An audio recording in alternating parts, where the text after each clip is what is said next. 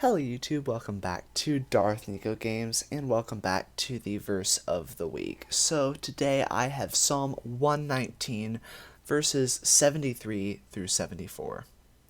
Your hands made me and formed me. Give me understanding to learn your commands. May those who fear you rejoice when they see me, for I have put my hope in your word. So these verses are actually a part of the longest chapter in the entire Bible. This monster Psalm 119 is 176 verses. That's pretty insane. But these two really stick out to me, and I've been thinking about them a lot. So I'm going to share my thoughts with you here.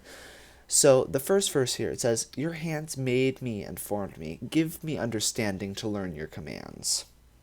So normally when we think about God's commands, we just think about don't do this, don't do that, right? Like don't kill people, don't tell lies.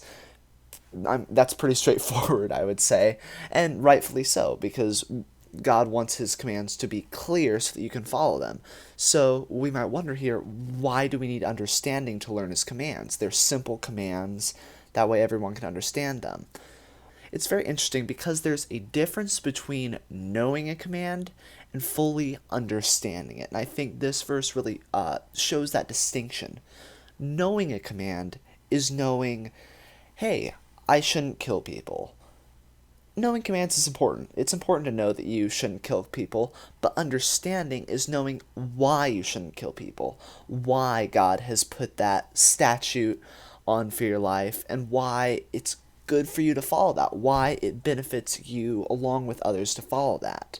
And it's just another depth of knowledge of these commands is to understand why. And although we can't fully know the Lord's intentions and his thoughts, that's shown in the Bible, we can understand some of the reasoning that God gave for these commands and how they are going to further improve our lives. So that's all I've got for verse 73, but for 74, it says, "May those who fear you rejoice when they see me, for I have put my hope in your word." This verse is so powerful. So obviously as Christians, we are called to be a light in the darkness. But what this verse is talking about right here, it's being such a light that you attract other light toward you. It's not just the light where there is no light, it's the light that attracts others who fear the Lord. And that way they can rejoice when they see us. I think that's just a great goal. It's basically, if you've ever led in any way in your church, or if you've ever served, you are being the light that attracts other light. And I think that's a great thing to aspire to.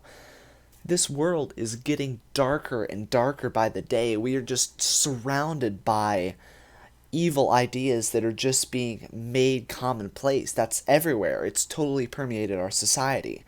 But if we can be the light that not only penetrates into the darkness, but brings other light towards us, that way we can worship the Lord together, we can preach his praises together and keep each other from falling into that darkness.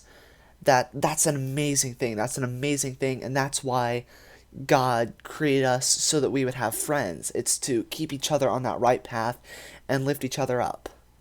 So yeah, guys, have a great week and just try as hard as you can be to be that light that brings others toward you.